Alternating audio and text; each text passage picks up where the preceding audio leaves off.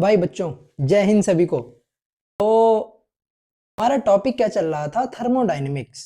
Thermodynamics के 2 lecture हो चुके थे और आज उसी के आगे उसका तीसरा लेक्चर है।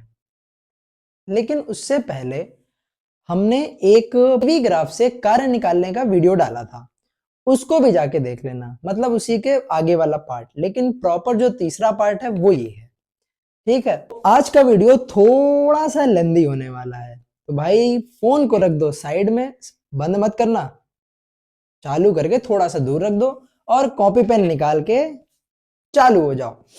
आज के टॉपिक अच्छा क्या क्या होने वाले हैं? आज का पहला टॉपिक होने वाला है ये आंतरिक ऊर्जा। दूसरा टॉपिक होने वाला है ऊष्मागतिकी का प्रथम नियम, यानी कि फर्स्ट लॉ ऑफ थर्मोडायनेमिक्स।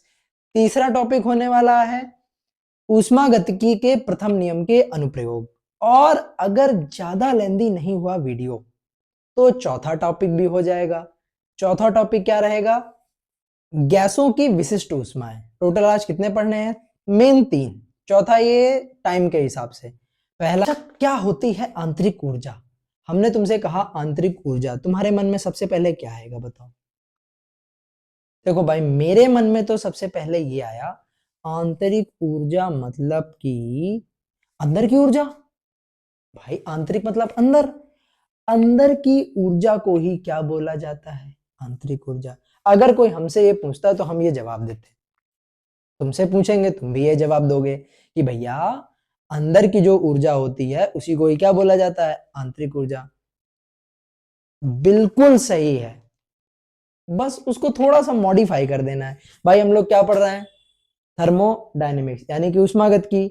सब कुछ हमने किसके बारे में पढ़ा है? ऊष्मागतिक निकाय के बारे में या ऊष्मागतिक प्रक्रम के बारे में। अच्छा हमें ये बताओ कि हर एक ऊष्मागतिक निकाय, जैसे मान लो ये निकाय है ऊष्मागतिक, क्या ये कणों से मिलकर नहीं बना होगा? जैसे इसके अंदर हमने मान ली ये खूब सारे कण हैं, इन्हीं कणों से तो मिलकर बना होगा।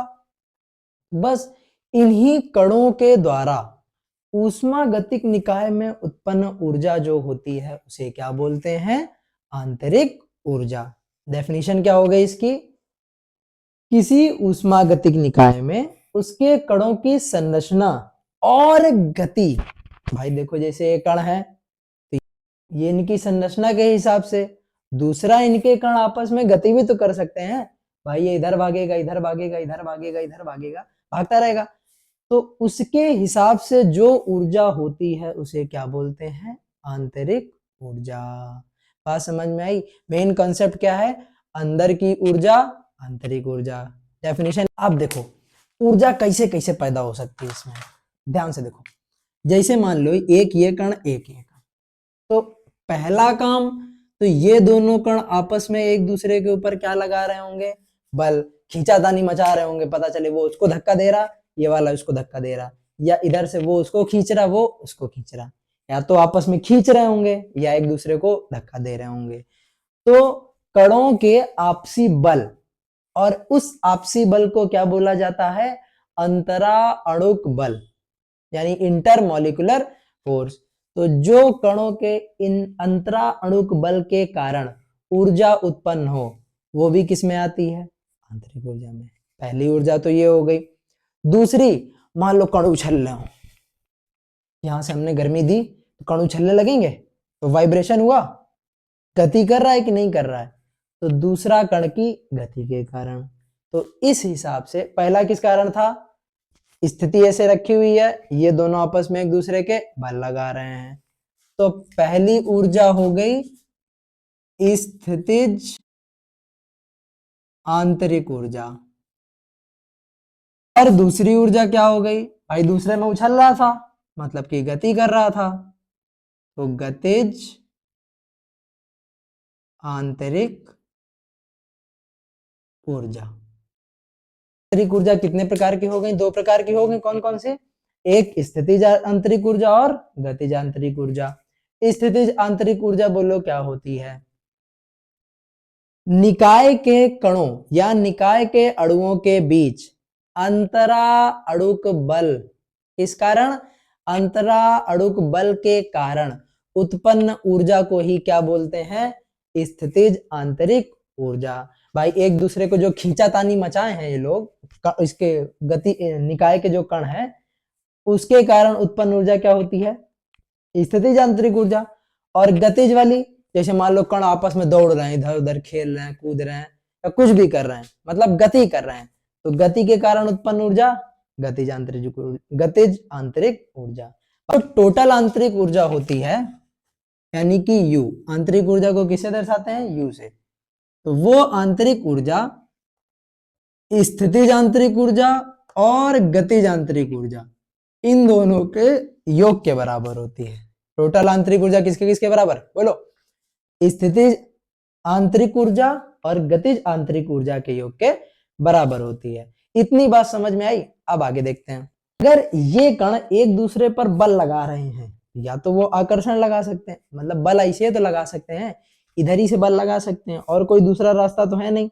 भाई नीचे वाले पे लगाएगा तो ऐसे करके नीचे से लगा लेगा, ऐसे तो लगा सकता है, और कोई दूसरा रास्ता तो है नहीं। लेकिन गति कण कितने हिसाब से कर सकते हैं वो जरा देखते हैं।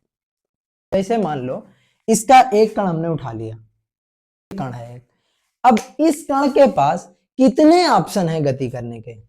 तो सबसे पहला ऑप्शन है इसका कि ये गोल गोल घूम सकता है। क्या कर, जैसे मान लो ये बॉल ले ली, ये मान लो इसका ऊष्मागतिक निकाय का एक कण है। अब ये कण क्या कैसे कैसे गति कर सकता है? तो सबसे पहला तो ये गति करेगा इसे, ये कौन सी गति है बोलो? घूर्णन गति। अब इतने धीमे धीमे थोड़ी ना, बहुत तेज तेज घूमेगा ये एकदम बढ़िया तरीके से, ठीक। तो गतिज ऊर्जा में पहला क्या कर सकता है? ये गोल गोल घूर्णन गति कर सकता है। दूसरी बताओ,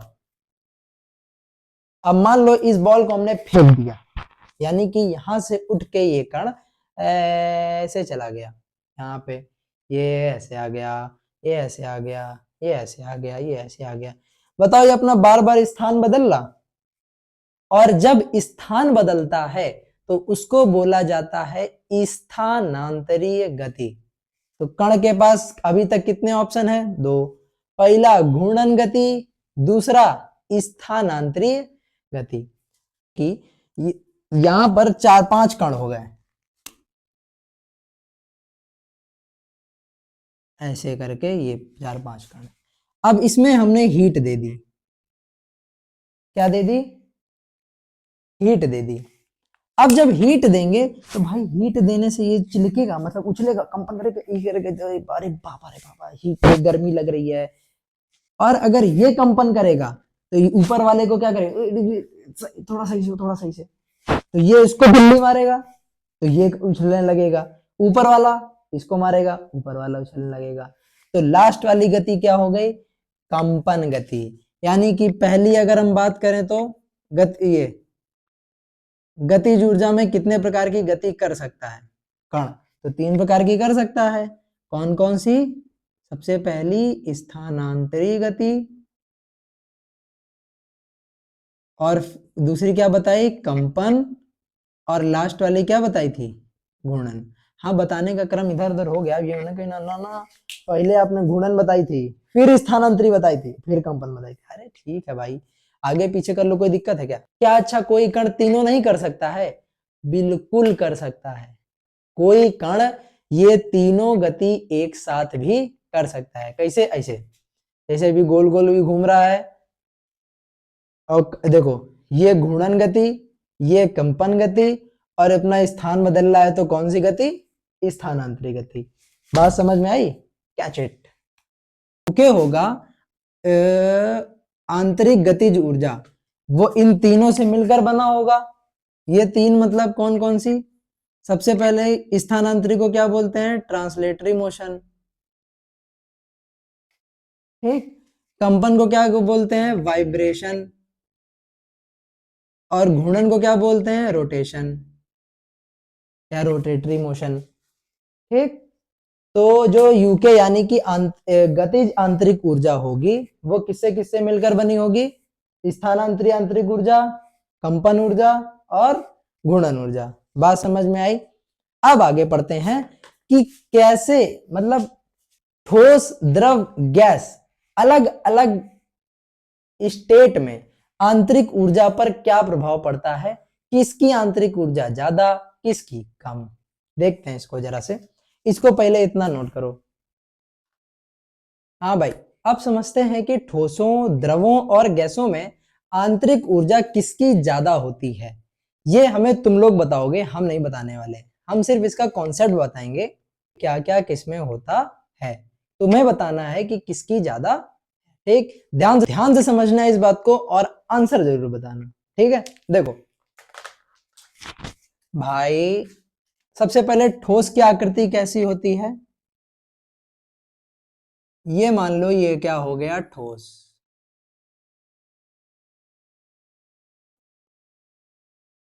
ठोस के कण बहुत पास पास होते हैं और बहुत पास पास होने के कारण क्या बताओ, अच्छा ये वाला एक कण बड़ा ले ले थोड़ा सा, ये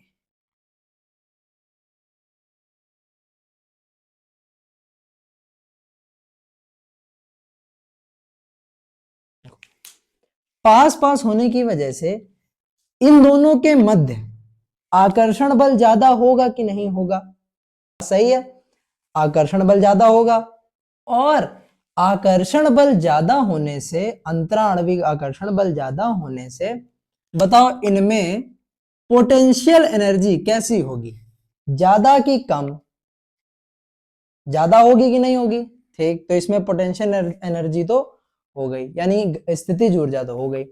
आगे बताओ, अब यू के बराबर क्या होता है, यू के किससे किससे मिलकर बना है, UT, U trans plus U vibration और प्लस यू रोटेशन, तीन चीजों से। बताओ इन ठोस के कणों में कौन कौन सी गति संभव है, क्या इसके कण अपनी जगह से हिलकर दूसरी जगह जा सकते हैं। भाई जगह ही नहीं है तो जाएंगे कहां। मान लो एक कमरे में बंद कर दिया जाए तुम 100 लोगों को, छोटा सा कमरा है, 100 लोग को बंद कर दिया जाए, क्या उस कमरे में एक आदमी एक जगह से उठकर दूसरी जगह फ्रीली जा सकता है मुक्त रूप से, नहीं जा सकता है। भाई जगह ही नहीं है तो जाएगा कहां से, लद के एक दूसरे के ऊपर थोड़ी ना जाएगा। ठीक, अब जब इस एक जगह से दूसरी जगह जाने की जगह नहीं है तो क्या इसमें ट्रांसलेटरी मोशन होगा, स्थानांतरी गति होगी, नहीं होगी। तो यानी कि ट्रांसलेटरी मोशन, भाई थोड़ा बहुत हिलने डुलने से इधर उधर हिल गया, इतना ज्यादा तो होगा नहीं, लगभग किसके बराबर हो गया, जीरो के। बिल्कुल हम नकार नहीं रहे हैं कि ना हो, बिल्कुल कभी कभार मान लो हो गया, तो लगभग किसके बराबर हो गया, जीरो के बराबर हो गया।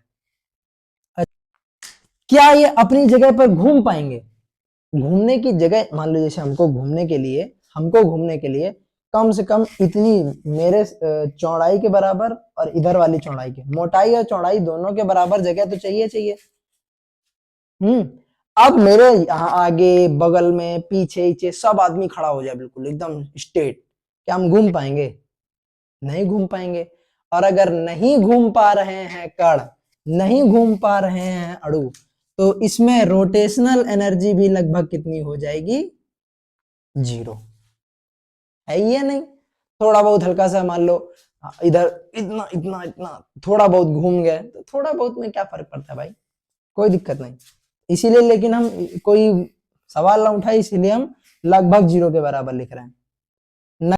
लेकिन वाइब्रेशन तो कर ही सकते हैं ना, चाहे जितनी दिक्कत हो, इसे हिल डुल तो सकते हैं, है कंपन कर सकते हैं, इधर उधर हिल सकते हैं, आगे पीछे हिल सकते हैं, कुछ भी कर सकते हैं। तो सिर्फ और सिर्फ क्या गति होगी, वाइब्रेशन यानी कि कंपन। अब बताओ ये जीरो, ये जीरो, तो काइनेटिक एनर्जी यानी आंतरिक गतिज ऊर्जा किसके बराबर हो गई, वाइब्रेशन वाली गतिज, वाइब्रेशन वाली ऊर्जा के बराबर हो गई। बस, तो ठोसों में यूके की जगह क्या होता है बोलो, यू वाइब्रेशन, बाकी दोनों की दोनों ऊर्जाएं जीरो होती हैं। अब जरा बात करते हैं द्रवों की। बताओ द्रवों के बारे में तुम्हें पता है, इनके कण हल्के से क्या होते हैं, दूर दूर, दूर दूर होते हैं। अच्छा, क्या जितना आकर्षण बल ये दोनों लगा रहे थे, क्या उतना ये दोनों लगाएंगे? कम लगाएंगे थोड़ा सा। तो इनकी आंतरिक जो ऊर्जा होगी वो ठोसों की अपेक्षा, सॉरी आंतरिक ऊर्जा नहीं, स्थितिज ऊर्जा ठोसों की अपेक्षा कैसी होगी? कम होगी, होगी लेकिन, तो यूपी इसमें होगी। चलो ठीक। अब देखते हैं यूके के बारे में। यूके के बारे में जरा बताओ, इनके कण कौन कौन सी गति कर सकते हैं? जैसे एक और बना दे रहे ये कण, बताओ इस कण को ले लें, क्या इस कण के पास अपना स्थान छोड़कर इधर उधर जाने के लिए जगह है? बिल्कुल है। ये इधर जा सकता है टकरा के, इधर जा सकता है, इधर जा सकता है, जगह है। यानी कि इसमें आराम से आगे पीछे घूमने की पूरी पूरी जगह है। अब अच्छा ये बताओ, क्या इनके कण घूम सकते हैं, घूर्णन कर सकते हैं? बिल्कुल कर सकते हैं। क्या इनके कण वाइब्रेशन कर सकते हैं? बिल्कुल कर सकते हैं। तो ठोस, तो द्रवों की आंतरिक ऊर्जा किसके किसके बराबर हो जाएगी? यूके बोलो किसके बराबर था? ट्रांस, वाइब्रेशन और रोटेशन, इसमें तीनों होती हैं। तो U trans plus U vibration plus U rotation, और साथ में क्या चल रहा? यूपी। ये हो गई क्या?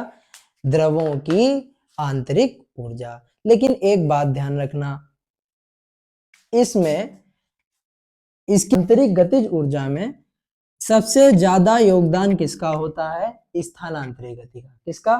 स्थानांतरिक गति का। बाकी दोनों का योगदान इसकी तुलना में बहुत कम होता है। कैसा? बहुत कम होता है। अब अच्छा, अगर इन दोनों का योगदान बहुत कम है, मान लो जैसे अगर ये है 100 और ये है 0.01, तो इसकी तुलना में बहुत ज्यादा कम है, तो क्या हम इन दोनों को नगण्य मानकर हटा सकते हैं? बिल्कुल हटा सकते हैं। तो U बराबर क्या हो जाएगा? U translatory motion plus energy. बात समझ में आई? होता है, ऐसा हम नहीं बोल रहे कि नहीं होता है, होता है, मदद भी करता है, लेकिन ट्रांसलेटरी मोशन इसमें बहुत ज्यादा होता है। किसकी अपेक्षा? इन दोनों की अपेक्षा। बात समझ में आई? अगर बात आती है गैस, मेन कंसेप्ट ध्यान से समझना। अच्छा, आदर्श गैस कैसी गैस होती है? आदर्श गैस ऐसी गैस होती हैं जिनके अणुओं के बीच में कोई भी बल कार्य ना करे, ऐसी गैस ही आदर्श गैस होती है। अब जब बताओ कोई बल कार्य नहीं कर रहा है तो इसकी पोटेंशियल एनर्जी तो जीरो हो जाएगी। भाई जब बल नहीं कार्य कर रहा तो स्थितिज ऊर्जा कहां से आएगी? तो U बराबर डायरेक्ट क्या हो गया? यूके। क्यों हो गया यूके? क्योंकि इसकी पोटेंशियल एनर्जी होती ही नहीं है, इसमें कोई भी आंतरिक स्थितिज ऊर्जा नहीं होती है। क्यों नहीं होती है? क्योंकि आदर्श गैस में अणुओं के बीच कोई भी बल कार्य नहीं करता है। बात समझ में आई? अब गैस को भी कई भागों में बांटा जाता है, एक परमाणु गैस और बहुपरमाणु गैस। एक परमाणु गैस यानी जिसमें सिर्फ और सिर्फ कितने परमाणु हो? एक। बहुपरमाणु, बहुत सारे परमाणु हो। ये तो कंफर्म है, चाहे एक परमाणु को चाहे बहुपरमाणु को, उसमें आंतरिक, आदर्श गैस में आंतरिक स्थितिज ऊर्जा नहीं होती है। गतिज को, गतिज के कितने हिस्से? ट्रांस, वाइब्रेशन और रोटेशन, स्थानांतरिक, कंपन और घूर्णन। अब देखते हैं कि एक में क्या क्या हो सकता है। अच्छा बताओ, अकेला एक आदमी है, इसको घुमाने के लिए कोई जोर लगाएगा? बगल वाला जब धक्का देगा ही नहीं तो ये भला कैसे घूम जाएगा? नहीं घूमेगा। क्या कोई इसमें कंपन करवाएगा? कोई धक्का ही नहीं देगा तो कंपन कहां से होगा? तो जब एक परमाणु गैस होती है तो उसमें वाइब्रेशन और रोटेशन ये दोनों नहीं होते हैं। हाँ लेकिन छुट्टा है सांड की तरीके, जहां मन चाहे वहां घूमेगा, पूरा का पूरा जगह इसी के लिए बचा हुआ है।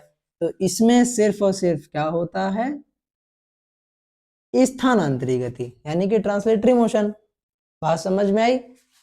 तो इसके लिए U बराबर क्या हो जाएगा? यूके, यूके में कौन कौन सी चीजें नहीं है? ना ही इसमें वाइब्रेशन है और ना ही इसमें रोटेशन है, इसमें नहीं, इसमें। तो U बराबर क्या हो गया? U trans. एक परमाणु आदर्श गैस के लिए आंतरिक ऊर्जा किसके बराबर होती है? स्थानांतरित ऊर्जा के बराबर होती है। बात समझ में आई? अब जब बहुपरमाणु का आदर्श गैस की बात होती है तो क्या होता है? बहुपरमाणु का आ गया। अब इसका मतलब ये ट्रांस मतलब इधर उधर भी भागेगा, गोल गोल भी घूमेगा, और तीसरा हिलेगा भी, कंपन भी करेगा। बात समझ में आई? तो बहुपरमाणु गैस के लिए सब कुछ होता है। U बराबर U trans plus rotation, U बना है, ये भी नहीं बना है, और प्लस में वाइब्रेशन। तीनों के तीनों क्रियाएं इसमें मौजूद होंगी। बात समझ में आई? लेकिन कंपन के लिए हमको किसकी जरूरत होती है? या तो कोई अगला आदमी बल लगाए या फिर टेम्परेचर मिले। कंपन सबसे बढ़िया, जैसे मान लो तुम्हारे प्रेस छुआ दिया जाए, क्या छुआ दिया जाए? गरम गरम प्रेस। तो जब गरम गरम प्रेस छुआएगा तो तुम एकदम उछलने लगोगे कि नहीं उछलने लगोगे? बस, ताप ज्यादा तो कंपन ज्यादा, ताप कम तो कंपन कम। अब जब ताप इसको नहीं मिलेगा तो इसका वाइब्रेशन कितना हो जाएगा? लगभग 0 के बराबर। तो कम ताप पर आंतरिक ऊर्जा सिर्फ कितनी बचेगी? ट्रांसलेटरी और रोटेटरी। बात इतनी समझ में आई? अब आगे वास्तविक गैस के लिए सिंपल भाई, आदर्श गैस में आपस में ये दोनों एक दूसरे पर बल नहीं लगाते हैं, लेकिन वास्तविक गैस में ऐसा कुछ भी नहीं होता है। भले परमाणु दूर दूर हो, भले अणु दूर दूर हो, लेकिन वो एक दूसरे पर बल जरूर लगाएंगे। किसमें? वास्तविक गैस में। तो इसमें पोटेंशियल एनर्जी भी होगी और काइनेटिक यानी स्थितिज ऊर्जा भी और गतिज ऊर्जा भी। लेकिन इसकी स्थितिज ऊर्जा इन दोनों के मुकाबले बहुत कम होगी। क्यों? क्योंकि इनके कण बहुत ज्यादा दूर दूर होते हैं। बात समझ में आई? अब देखो जरा आगे, एक परमाणु गैस कितने परमाणु? एक परमाणु। अगर एक परमाणु है तो सिर्फ कौन सी गति करेगी? स्थानांतरित गति। खत्म, बाकी दोनों 0 कर दो। तो U बराबर U trans plus U P. वास्तविक गैस में एक परमाणु गैस के लिए, बहुपरमाणु गैस के लिए सेम सेम। गैस में क्या नहीं होती है? स्थितिज ऊर्जा, बाकी सब सेम है। तो U बराबर इसमें भी क्या हो जाएगा?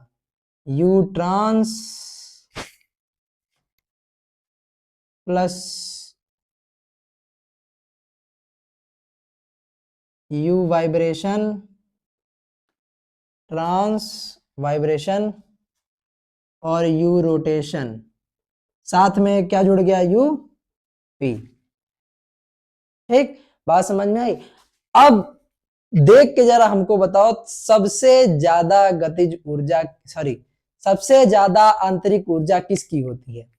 ठोस की, गैस की, आदर्श गैस की या वास्तविक गैस की? बताना किसकी ज्यादा होगी? चारों में से क्रम पूरा लिखना कि सबसे ज्यादा ठोस की, फिर उसके बाद द्रव की, फिर उसके बाद गैस, आदर्श गैस, फिर वास्तविक गैस, या जो भी हो। हमने कार्य में एक चीज बताई थी कि निकाय द्वारा किया गया कार्य प्रारंभिक और अंतिम स्थिति पर ही नहीं बल्कि पूरे पथ पर निर्भर करता है। यानी भाई कोई काम है, तुम किस रास्ते से कर रहे हो इस पर भी तो डिपेंड करेगा, लेकिन आंतरिक ऊर्जा में उसका उल्टा होता है। आंतरिक ऊर्जा पथ पर निर्भर नहीं करती है, वो सिर्फ किस पर निर्भर करती है? प्रारंभिक स्थिति और अंतिम स्थिति। जैसे देखो, कार्य और आंतरिक ऊर्जा में वही फर्क है जो कि दूरी और विस्थापन में है। क्या दूरी सिर्फ और सिर्फ प्रारंभिक और अंतिम स्थिति की देखी जाती है? नहीं, जिस रास्ते से वो चल के आया है वो नापा जाता है, और विस्थापन प्रारंभिक और अंतिम स्थिति देखता है। बात समझ में आई? तभी तो देखते हैं हम लोग कि जब चक्रीय प्रक्रम होता है तो उसकी आंतरिक ऊर्जा शून्य हो जाती है। क्यों शून्य हो जाती है? शुरुआत में भी मान लो जैसे शुरुआत में 150 है, घूम फिर के 260 हुई, 360 हुई, 440 हुई, फिर बाद में कितना हो गया 150, तो 150 माइनस 150 हो गए 0। आंतरिक ऊर्जा का फॉर्मूला तो बता ही था ना, आंतरिक ऊर्जा परिवर्तन। आंतरिक ऊर्जा परिवर्तन कैसे निकालते हैं, डेल्टा यू बराबर you final minus you initial. बात समझ में आई। अब पढ़ेंगे हम लोग ऊष्मागति का प्रथम नियम। ठीक, नोट करो जरा इतना। हाँ भाई, तो अब पढ़ते हैं ऊष्मागतिकी का प्रथम नियम, यानी कि फर्स्ट लॉ ऑफ थर्मोडायनेमिक्स। क्या कहता है ये फर्स्ट लॉ? भाई पहली बात तो ऊष्मागतिकी का प्रथम नियम ऊर्जा संरक्षण पर आधारित है। ऊर्जा संरक्षण का नियम क्या कहता है? ऊर्जा को ना तो उत्पन्न किया जा सकता है ना ही नष्ट किया जा सकता है, इसे बस एक रूप से दूसरे रूप में परिवर्तित किया जा सकता है जाता है। वैसे ही इसमें होता है, जैसे कि कोई ये एक निकाय मान लो, प्यारा सा ये निकाय है, कोई भी निकाय है, ठीक। अब हमने इसको हीट दी, क्या दी? ऊष्मा। यानी कि तो जो ये हमने ऊष्मा दी है, आगे जाके इस निकाय में दो हिस्सों में बट जाएगी। कितने हिस्सों में? दो हिस्सों में, ठीक। पहला हिस्सा क्या करेगा? पहला हिस्सा इसकी अंदर वाली ऊर्जा बढ़ाएगा। क्या करेगा? अंदर वाली ऊर्जा, यानी कि यू में परिवर्तन ला रहा, इसलिए डेल्टा यू, ठीक। और जब आंतरिक ऊर्जा बढ़ा लेगा तो बाकी बचा इस ऊर्जा का हिस्सा निकाय द्वारा किए गए कार्य में खर्चा होगा। ऊष्मा दी, ठीक, कितने हिस्सों में बटी? दो। पहले वाले ने इसकी ऊष्मा बढ़ा दी, खूब एकदम हचक के बढ़ा दी। दूसरा वाला जो हिस्सा था उसने इसको कार्य करवाया। क्या करवाया? कार्य करवाया। जैसे मान लो तुमको खाना न दिया जाए तो ना तुम्हारे अंदर की बॉडी ऊर्जान्वित रहेगी और ना तुम कोई काम कर पाओगे। वहीं अगर तुमको खूब खाना खिला दिया जाए एकदम हुमक के, तो तुम पहला तो तुम्हारी बॉडी भी ऊर्जान्वित रहेगी एकदम एनर्जेटिक, और दूसरा तुम काम भी करते रहोगे। तो वो उस खाने ने तुम्हारे ऊपर कितने काम किए? दो। पहला तो तुम्हारा अंदर वाली ऊर्जा बढ़ाई और दूसरा तुम्हें काम भी करवाया। बस यही क्या होता है थर्मोडायनेमिक्स का फर्स्ट लॉ, यानी ऊष्मागतिकी का प्रथम नियम। क्या कहता है? किसी निकाय को दी गई ऊष्मा, किसी निकाय को दी गई ऊष्मा कितने भागों में प्रयुक्त होती है? दो भागों में। पहला, उस निकाय की आंतरिक ऊर्जा में वृद्धि। ये क्या है बोलो? निकाय की आंतरिक ऊर्जा में वृद्धि। और दूसरा, निकाय द्वारा किए गए कार्य में। बात समझ में आई? तो किसी निकाय को दी गई ऊष्मा कितने भागों में प्रयुक्त होती है? दो, की आंतरिक ऊर्जा में वृद्धि में और दूसरा निकाय द्वारा किए गए कार्य में। बात समझ में आई? अब क्या अच्छा, इसको हम समीकरण के रूप में इसे नहीं लिख सकते? ये जो Q था वो कितने भागों में बढ़ गया? एक और दो। तो Q बराबर डेल्टा U प्लस W। यही क्या है तुम्हारा ऊष्मागतिकी का प्रथम नियम। अब देखो न्यूमेरिकल के लिए जब न्यूमेरिकल लगाएंगे तो प्लस माइनस के चिन्ह बहुत ज्यादा ध्यान रखने पड़ेंगे। तो भाई जब किसी को ऊष्मा देंगे तो Q काहे में लेंगे? प्लस में। जब किसी निकाय से ऊष्मा लेंगे तो Q काहे में लेंगे? माइनस में। जब ताप बढ़ेगा तो आंतरिक ऊर्जा बढ़ेगी, यानी कि प्लस। जब ताप घटेगा तो आंतरिक ऊर्जा घटेगी, यानी कि माइनस। बात समझ में आई? ये चीजें न्यूमेरिकल में तुमको बहुत ज्यादा ध्यान रखनी पड़ेंगी। वही जब निकाय कार्य करेगा तो W काहे में लेंगे? प्लस में। जब निकाय पर कार्य किया जाएगा तो W काहे में लेंगे? माइनस में। ये सब बातें न्यूमेरिकल में बहुत अच्छे से समझ में आएंगी। अभी न्यूमेरिकल का टाइम नहीं है ना, अभी थ्योरी पढ़ रहे हैं, अभी न्यूमेरिकल पढ़ेंगे थोड़े दिन बाद। लिख लेना स्टेटमेंट को, लेकिन पहले अपने मन से लिखना। बात समझ में? नोट्स बनाते चल रहे हो कि नहीं चल रहे हो? नोट्स बनाते रहे ना। अब इसके बाद क्या पढ़ना है, ऊष्मागतिक निकाय के कुछ अनुप्रयोग। नोट करो इतना फटाक से। हाँ भाई, तो ऊष्मागतिकी का प्रथम नियम पढ़ने के बाद अब हम लोगों को उसके अनुप्रयोगों को ध्यान से समझना है। टोटल हम तुम्हें 7 अनुप्रयोग बताएंगे। कितने? 7। और तुम्हें सातों के साथ याद हो जाएंगे। कैसे? देखो, प्रक्रम हमने कितने बताए थे? 5 प्रक्रम बताए थे। समतापी, समदाबी, समायतनिक, रुद्धोष्म और ये चक्रीय प्रक्रम। ठीक, बाकी ये दोनों निकाय अलग से इसमें प्रयुक्त हो जाते हैं। कैसे भाई? देखो, सब में तुमको यूज करना है ऊष्मागतिकी का प्रथम नियम। क्या कहता है ऊष्मागतिकी का प्रथम नियम? Q बराबर डेल्टा U प्लस W। क्या होता है समझना। समतापी का मतलब यानी भाई ताप नहीं बदलने वाला। क्या नहीं बदलेगा? अब जब ताप बदलेगा नहीं तो क्या उसकी आंतरिक ऊर्जा बढ़ेगी? नहीं बढ़ेगी। अरे भैया, जब किसी का टेम्परेचर बढ़ेगा तभी तो उसके अंदर गर्मी आएगी। बोलो, जब टेम्परेचर बढ़ नहीं रहा तो कोई आंतरिक ऊर्जा में वृद्धि नहीं हो रही, यानी कि ताप ना बदलने पर डेल्टा U कितना हो गया? 0, यानी कि आंतरिक ऊर्जा में कोई वृद्धि नहीं हुई। अब बताओ ऊष्मागतिकी का प्रथम नियम क्या कहता है? तो ऊष्मागतिकी के प्रथम नियम से क्या कहता है? प्रथम नियम Q बराबर डेल्टा U प्लस W। अच्छा, समतापी प्रक्रम में डेल्टा U कितना हो गया? 0।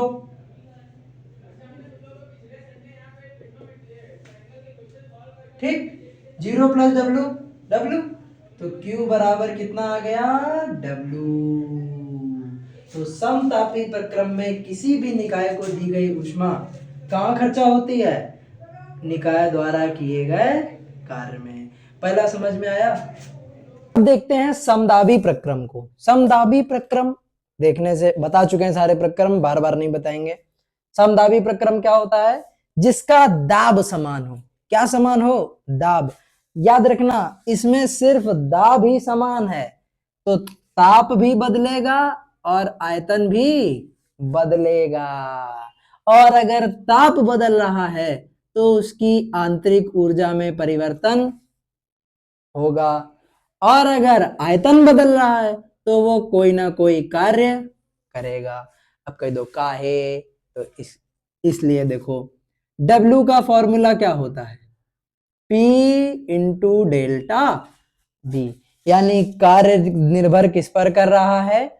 आयतन के परिवर्तन पर। तो दाब बदले चाहे ना बदले, उससे कार्य को कोनो फर्क नहीं पड़ने वाला। फर्क किससे पड़ेगा?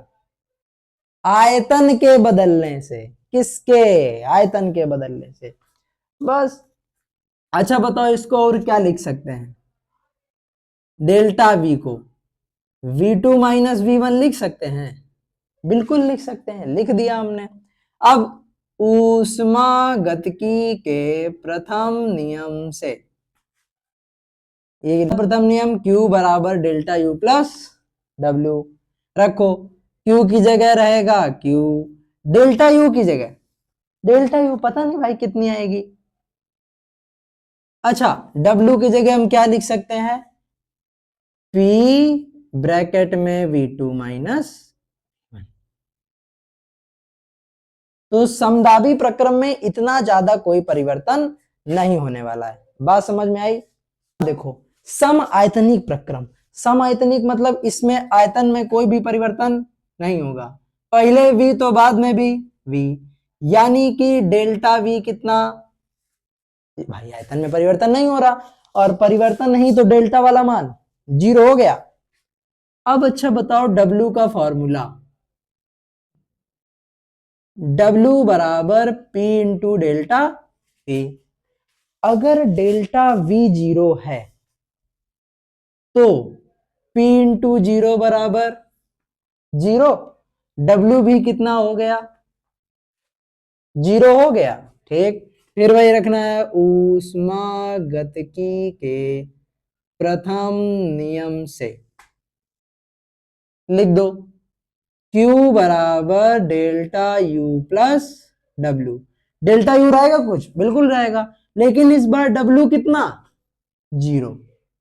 तो Q बराबर क्या आ गया, सिर्फ और सिर्फ डेल्टा U। खत्म। ठीक, तो समतापी प्रक्रम में Q किसके बराबर, W के। समदाबी प्रक्रम में सेम सेम, Q बराबर delta U plus P delta V। सम आयतनिक प्रक्रम में Q बराबर डेल्टा U में। अगर तुमसे पूछे ऐसा कौन सा प्रक्रम है जिसमें दी गई ऊष्मा कार्य में खर्चा होती है, समतापी, ऐसा कौन सा प्रक्रम है जिसमें दी गई ऊष्मा सिर्फ और सिर्फ आंतरिक ऊर्जा को बढ़ाने में खर्चा होती है, समायतनिक। कौन से प्रक्रम में दोनों में खर्चा होती है, समतापी। बात समझ में आई, ये 3 हो गए। चौथा रुद्धोष्म। भैया रुद्धोष्म में क्या होता है, ऊष्मा का ही खेल खत्म, यानी कि ऊष्मा कितनी, 0। रुद्ध मतलब रोकना, ओष्म मतलब ऊष्मा को जब रोक दिया जाए तो ऊष्मा ना लेंगे ना देंगे, उल्टा बोल गए, ना देंगे ना लेंगे। तो Q बराबर 0। जब Q बराबर 0, बोलो ऊष्मागतिकी का प्रथम नियम क्या कहता है, Q बराबर डेल्टा U प्लस W। यहां पर 0 रखो, बराबर में डेल्टा U प्लस W। ठीक, W को इधर ले आओ, तो यहां से डेल्टा U बराबर कितना आ गया, माइनस का W। माइनस चिन्ह ये बताता है कि आंतरिक ऊर्जा में परिवर्तन के लिए निकाय पर कार्य किया जा रहा है, निकाय कार्य नहीं कर रहा है, इस पर निकाय पर कार्य किया जा रहा है। बात समझ में आई, यहाँ पे सब लिख लेना एकदम बढ़िया से, जैसे ये लिखा है सारे प्रक्रम में वैसे ही लिखना पड़ेगा। अब आती है विलग निकाय की बात। विलग निकाय, विलग मतलब एकदम अकेला सुनसान इलाके में। जैसे कि मान लो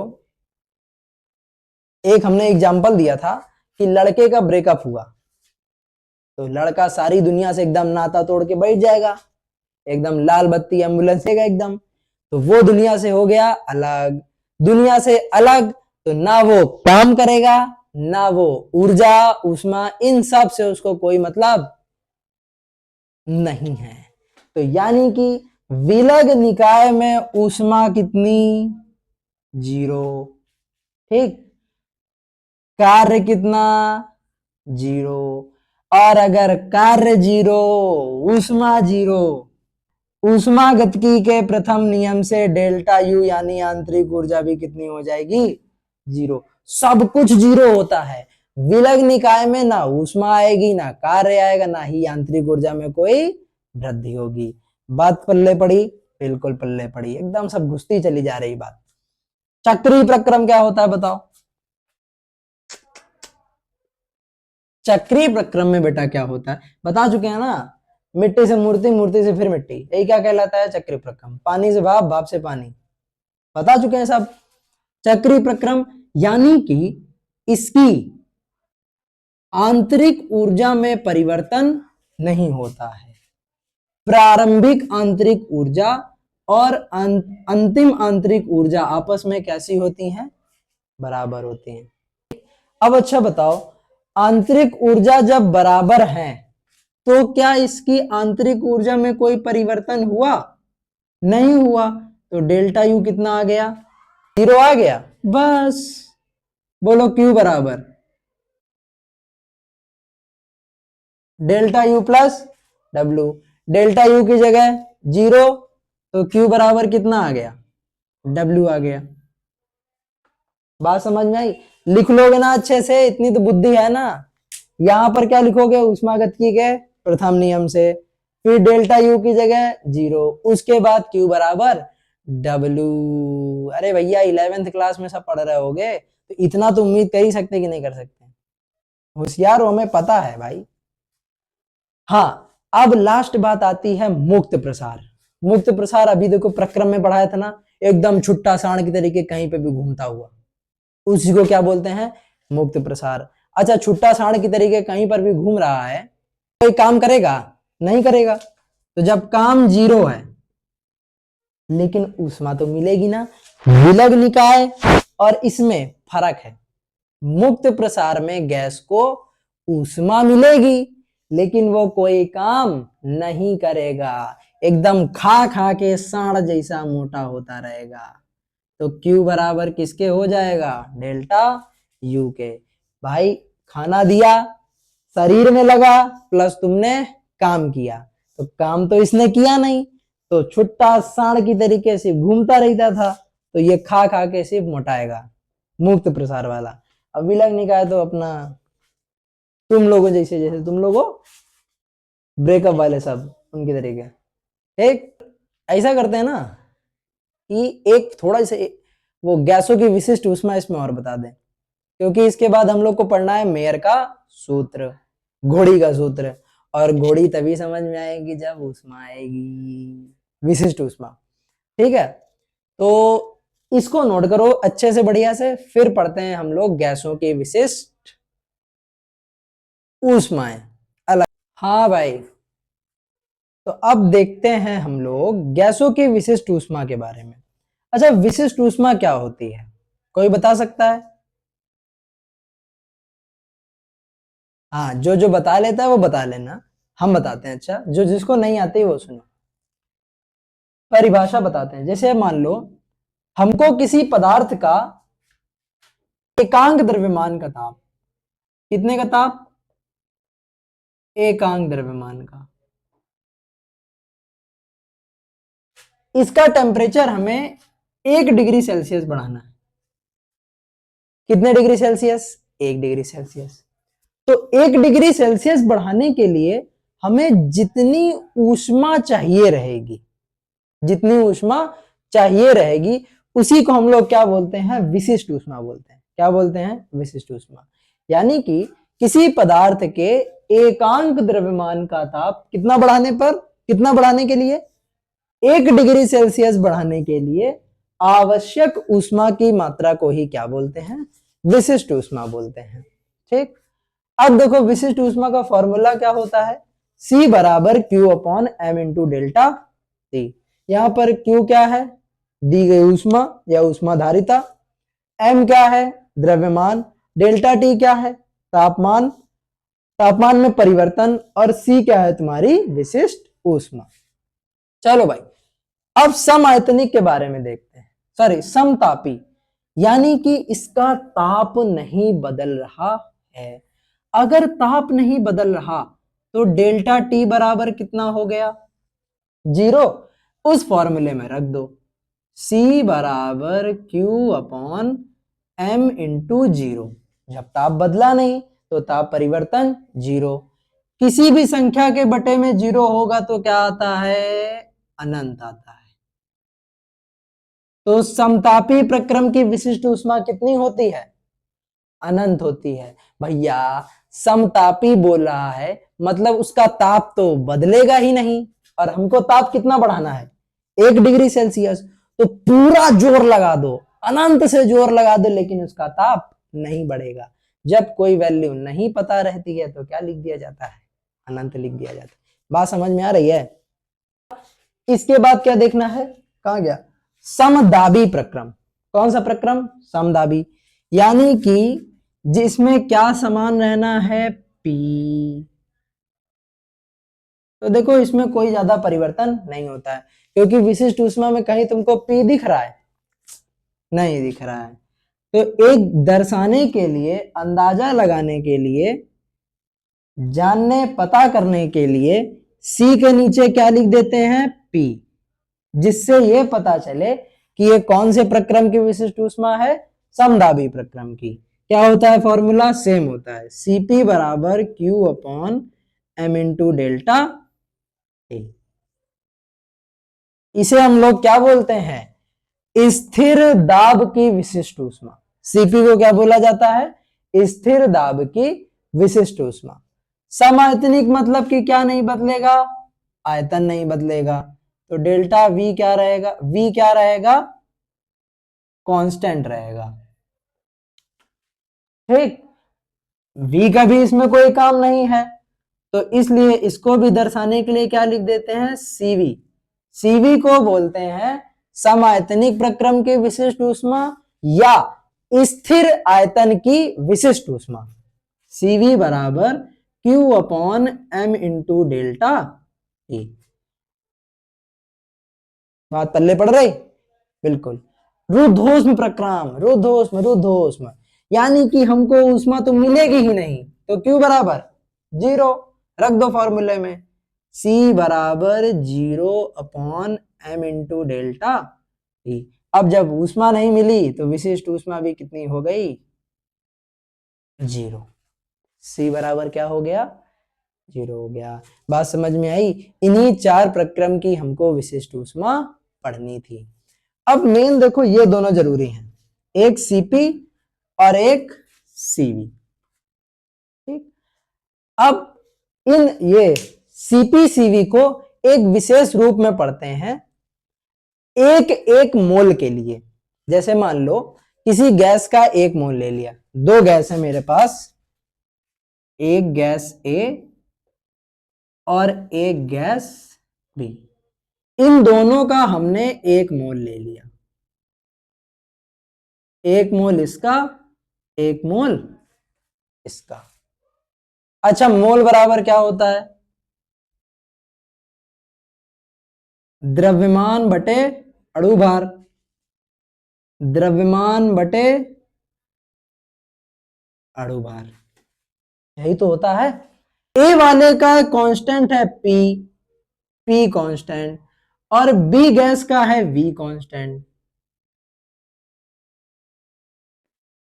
ठीक, तो अब हमें क्या करना है, इन दोनों का ताप 1-1 डिग्री सेल्सियस बढ़ाना है। 1-1 मोल का ताप 1-1 डिग्री सेल्सियस बढ़ाना है। तो कह रहा है बताओ विशिष्ट ऊष्मा कितनी होगी, तो इतनी होगी। भाई इसको क्या लिखते हैं, स्मॉल Cp, इसको P कांस्टेंट है तो लिखेंगे कैपिटल Cp। फॉर्मूला सेम होता है, Q अपॉन बस m की जगह क्या आ जाता है, म्यू डेल्टा टी। इसको बोलते हैं हम लोग, ध्यान से, स्थिर दाब पर ग्राम अणुक विशिष्ट ऊष्मा। स्थिर दाब पर ग्राम अणुक विशिष्ट ऊष्मा। फॉर्मूला क्या होता है, Cp बराबर Q upon mu delta, constant क्या रहता है, P। अब जब V कांस्टेंट है तो भाई बड़ा वाला C, V बराबर Q upon mu delta T. ये किसको क्या बोलेंगे बोलो, इसको क्या बोला था, स्थिर दाब पर ग्राम अणुक विशिष्ट ऊष्मा, वैसे इसको क्या बोलेंगे बोलो, हाँ सही बताया, बिल्कुल एकदम करेक्ट, स्थिर आयतन पर ग्राम अणुक विशिष्ट ऊष्मा। नोट कर लो सारी की चीजें। अब हम लोग को पढ़ना है मेयर का सूत्र। एक सेकंड। अब थोड़ा सा एक चीज देख लो कि इस सीपी और इस सीपी में क्या संबंध है। संबंध बहुत सिंपल सा है भाई, देखो m का भाग दिया है बस, तो कैपिटल Cp बराबर होता है, कैपिटल Cp बराबर होता है m इंटू स्मॉल Cp, और कैपिटल Cv बराबर होता है m इंटू स्मॉल Cv। बस सिंपल।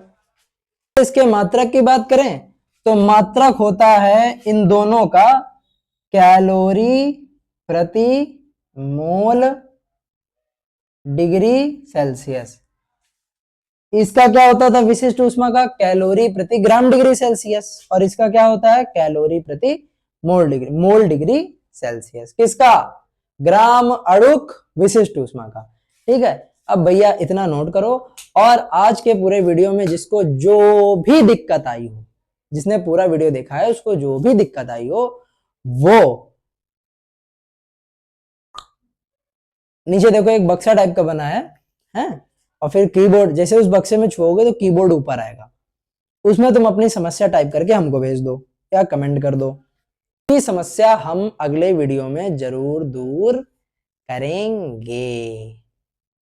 ठीक, जल्दी मिलते हैं। अब मिलेंगे हम लोग मेयर के सूत्र में। ठीक, तब तक के लिए tata bye bye, see you, जय हिंद।